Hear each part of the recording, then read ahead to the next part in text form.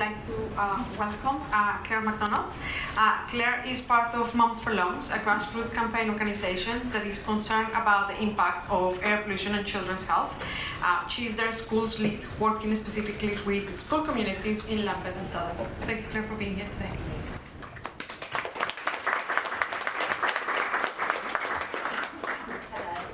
I don't have a microphone, so I think that's fine. Is that fine?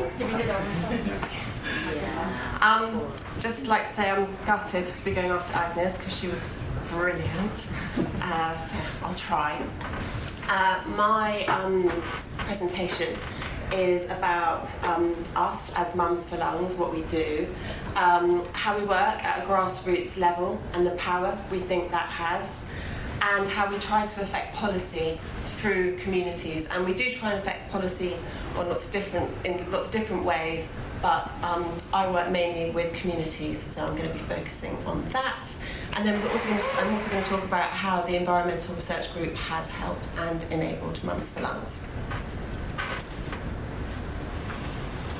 So who are we? We are a network of people. We are mums and dads, but we are also child-free. We're everyone. And the thing that unites us is that we are all really concerned about the impact of air pollution on children's health.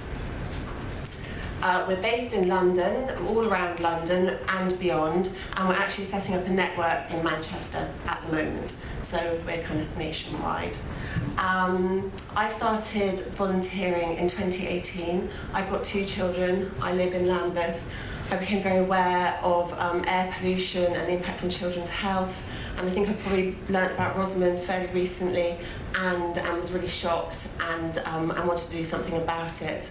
So I started stuffing envelopes, putting up posters, became quite activated about it and concerned about the systemic issues that we could see, and how difficult it seemed to be able to kind of counteract these.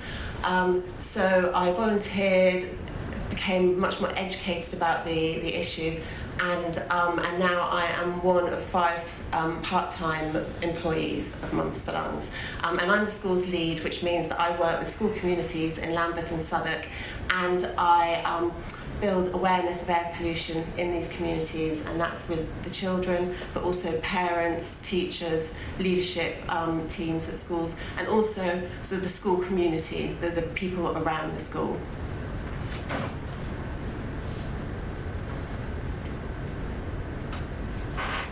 So we are a grassroots movement, and we believe that is where the power is, especially at the moment. You might have seen there's quite a lot of change going on in government. It's quite a difficult time to be campaigning there with constant portfolio changes. So we do try and affect change there, but we're putting a lot of our energy into the grassroots communities element because we think that is where change is more likely to happen. We're sort of forgetting about top-down a bit at the moment and working bottom-up. And what that means is building awareness of air pollution, sort of highlighting how what the health costs are of driving, and sort of connecting people and creating networks and empowering people, giving them the information they need to understand what is actually a very complex area. And we feel that this knowledge and pressure will help create a demand for change, and this is what politicians respond to. When they see that their populace, the people who vote for them, are interested in air pollution and measures that will reduce air pollution, that is when they will act.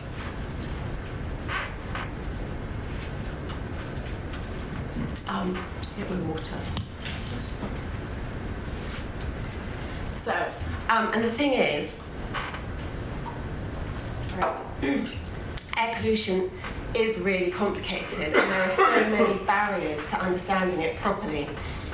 And I think, we can all see that driving is fun. We love our cars. It's freedom, it's independence. And if you tell people that they can't drive their cars, then you become one of these people. and you end fun, and I am literally one of them.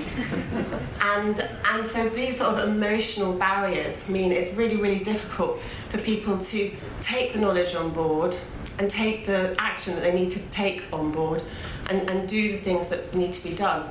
And if you don't have the right knowledge, then it's very easy to get very confused and not know what to do. And so what we found with the Environmental Research Group is that what they did was they helped enable us to know what we needed to know about air pollution, and that was really important. And how that worked was when we began in 2017, so this is Jemima who founded Mums for Lungs in 2017 when she was on maternity leave with a group of friends. And they were all walking around Brixton trying to get their babies to sleep in their slings, and they began to sort of notice the air pollution, and they'd never noticed it before, and they could taste it and they could smell it, but they couldn't find out anything about it. There was very little information, very little data, and so they wanted to know how bad really was it, and it was very hard to find. And if you don't see something and you can't measure it, then you can't campaign for it. So what they really needed was data. And then they found it. They discovered these. This is the ERG London Air Maps. And I think Jemima and her friends spent more time than they should have done poring over these maps. And what they show is modelled data and real-time data, so you could see what the air pollution was doing.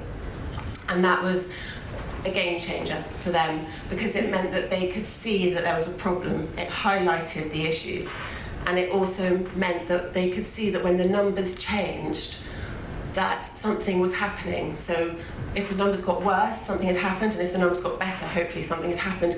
So it meant that they could see the result of good policy decisions. So when the ULEZ was introduced, when bus corridors were introduced, they saw the numbers go down, and that was a hugely sort of empowering thing for them, and it meant that they wanted to get involved.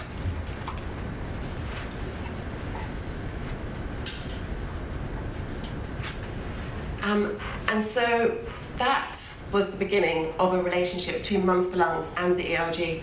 And when I spoke to Jemima about this, she said that the ERG actually really helped. They were instrumental in Mums for Lungs being taken seriously. They gave them access to data, they made the data understandable, and by doing that, it turned Mums for Lungs into an organisation that was taken seriously by the media, by other campaigners, and that was a really important thing for Mums for Lungs.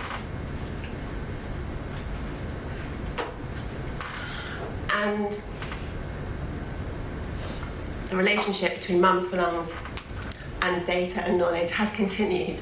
So this year we did Science Fest. It was a celebration of clean air. We did workshops with Southwark and Lambeth schools, and also with scientific institutions. So we did something with Diana, very kindly came along and did a workshop with a school in Kennington. And we did stuff with UCL and with Nottingham, and what it did was it meant that we could create relationships with schools in our area, and that was really key, because schools are a really important community to access. And by accessing the school community, you access the teachers who might know a lot about, who might not know much about air pollution, but you also access the school community, and it's hard to do this if you don't have something fun to offer them. And you can't offer, so if you go to a school and say, please can I come in and talk to you about air pollution, you don't get any answers. No one really opens the door. But if you go and say, would you like a workshop with a world-renowned scientific organisation, they say yes. So we come in, we talk to them about air pollution, and then the great thing about schools is that the big win is a school street.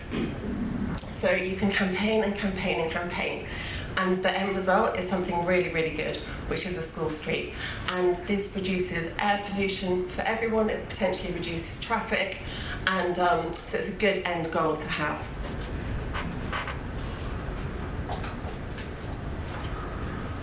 And as if there was any more fun to be had in air pollution, we went from Science Fest to the Carnival of Clean Air. So the Carnival of Clean Air was the culmination of Science Fest. We did a big event outside of school. We had hundreds of children and parents. We had lots of scientists. We had literally millions of bubbles. There was a huge celebration. And what it was it was a free event that we invited people to, but it was very much based on this is about clean air, and if you're coming, it's because you want clean air. And at the same time, we also invited politicians, and so that they could see that there was a massive support and groundswell of support for Clean Air Acts. And what that did was meant that Lambeth and Southwark came, they saw, they felt confident, and they have created some new sort of policies based on reducing diesel in Lambeth. And we feel that by showing them the sort of strength of support for clean air, that enabled them to do this policy. And Lambeth is a very sort of forward-looking council, so we feel that this will hopefully create a precedent, and other councils will do the same thing. And finally, so the future. We'd love to continue the relationship with the ERG. We obviously are going to be relying on data and knowledge for a long time. And if anyone wants to offer any schools in Lambeth and Southwark a workshop, we'd be very happy to chat. Thank you.